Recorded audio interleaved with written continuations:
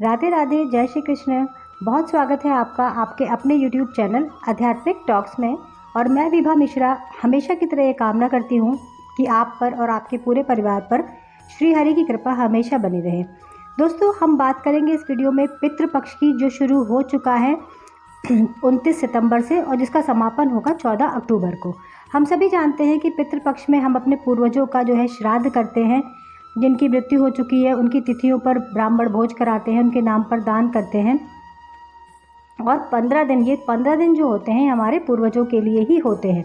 कहते हैं कि जो पितृपक्ष में हमारे पूर्वज सूक्ष्म जीवों के रूप में धरती लोक पर आते हैं और हमसे कुछ ना कुछ चाहते हैं, क्योंकि हम सभी जानते हैं कि हमारे अंदर जो है 3 पीढ़ियों का ऋण जिसे कहते हैं कर्ज माना जाता है, जिसको हम इसी पितृपक्ष में उतारते हैं।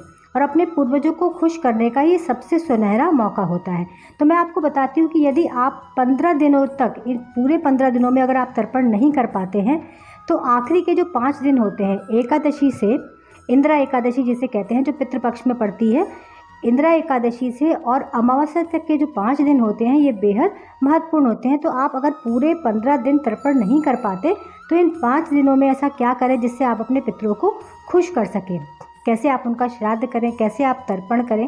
बहुत छोटे छोटे कार्य हैं, बहुत सरल हैं, जिससे हम अपने पितरों को खुश करते हैं। देखिए, अगर हमारे पितृ हम पे खुश हैं तो हमारे कार्य अपने आप बन जाते हैं। और यदि हमारे पितृ हम पे नाराज़ होते हैं, पितृ दोष अगर हमारी कुंडली में होता है तो हमारे बनते बनते कार्य बिगड़ जाते हैं।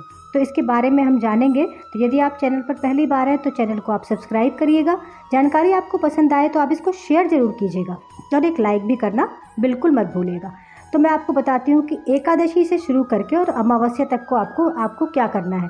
अगर आपके पास ये 5 दिन मिल जाते हैं, क्योंकि आखिरी के ये जो 5 दिन होते हैं किसी भी पूजा में, अनुष्ठान में, आप देखेंगे ये अगर सावन चल रहा हो या कार्तिक का महीना हो, अगर हम पूरे कार्तिक दीपदान नहीं कर पाते, पूरे कार्तिक व्रत नहीं कर पाते, पूजा अनुष्ठान नहीं कर पाते, तो आखिरी के जो ये 5 दिन होते हैं बेहद महत्वपूर्ण होते हैं। तो इन 5 दिनों में आप तर्पण कर सकते हैं। तर्पण की विधि ये होती है, तर्पण के बारे में अगर आप कुछ भी नहीं जानते तो आप सुबह स्नान कर लीजिए। लेकिन जो पितरों का जो तर्पण होता है, जो जल दिया जाता है, वो जो है 11:30 बजे से लेकर दोपहर में 12:30 के बीच में दिया जाता है। जल कैसे देना है आपको सादे पानी में काले तिल डालकर दक्षिण दिशा की तरफ मुख कर अपने पूर्वजों को ध्यान करके उनको जल देना होता है। तो ये कार्य आप 5 दिन कर सकते हैं लगातार। उसके बाद तर्पण कर लिया आपने। अब इन 5 दिनों में आप दीपदान भी कर सकते हैं। दीपदान किस प्रकार से कर सकते हैं आप? दीपदान जो होता है पितरों का, वो हमें तिल के तेल से करना चाहिए। तिल के तेल में लंबी बत्ती, 1 बत्ती डाली जाती है। कभी भी देखिए, शुभ कार्य जब होता है तो उसमें बत्ती जो होती है पूजा के लिए, देवताओं के लिए 2 बत्ती मिला के बनाई जाती है। 2 बत्ती, 5 बत्ती, 7 बत्ती का।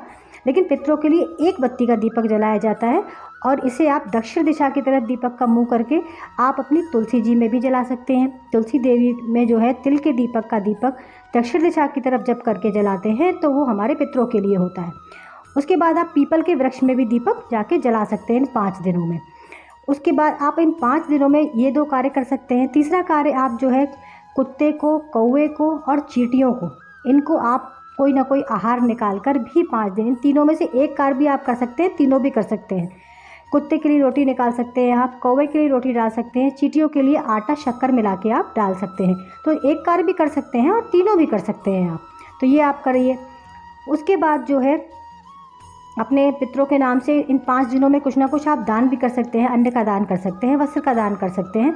यदि आपके पास 5 दिन भी नहीं है तो आप आने वाली पितृ अमावस्या को, जो 14 तारीख को पड़ेगी, और शनिचरी अमावस्या भी है, ये बहुत महत्वपूर्ण है, तो आप इस दिन जो है ये सारे कार्य एक ही दिन कर सकते हैं। दोपहर में आप जल दीजिए अपने पूर्वजों को, उनके लिए जो है भोजन बनाइए। भोजन में जो है पितरों के लिए खास तौर पर पूड़ी, खीर और उनके पसंद की कोई सब्जी या अरबी की सब्जी, यानी जिसे घुइयाँ भी कहते हैं, अरबी की सब्जी बनाई जाती है और उनके पसंद की कोई सब्जी। उसके बाद उड़द की दाल का जो है, दाल नहीं बनानी होती लेकिन उड़द की दाल की कोई ना कोई चीज़ बनाई जाती। कचौड़ी बना ली, उड़द की दाल के बड़े बना लिए, उस बड़े में नमक नहीं डाला जाता, वो बड़ा आप बना के भोजन बनाइए। उसके बाद उसे 3 जगह निकालिए। एक आप कुत्ते के लिए निकालिए और कौवे के लिए निकालिए और गाय के लिए निकालिए। जो कौवे का भोजन है वो अपनी छत पर आपको रखना है या किसी छज्जे पर रखना है।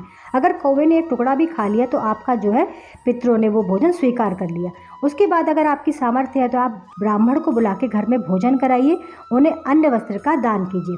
दान में देखिए सफ़ेद चीज़ों का दान किया जाता है, तो कपड़े में आप धोती कुर्ता दान कर सकते हैं, पैजामा कुर्ता गमछा दान कर सकते हैं। आपके अगर पिता हैं तो, माता हैं तो उनके लिए आप सुहागिन अगर मरी हैं तो उनको जो है उनके लिए सुहाग का सामान, साड़ी, ये सब चीज़ें।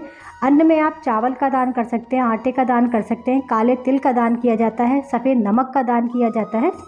इस प्रकार से आप दान कीजिए, दक्षिणा दीजिए और पूरे श्रद्धा भाव से अपने पितरों को जो है उनसे प्रार्थना कीजिए बैठ के हाथ जोड़कर कि भगवान उनको सद्गति दे और उनकी कृपा आप पर बनी रहे और जो भी अज्ञानतावश आपसे अपराध हुए उसकी वो क्षमा आपको दे।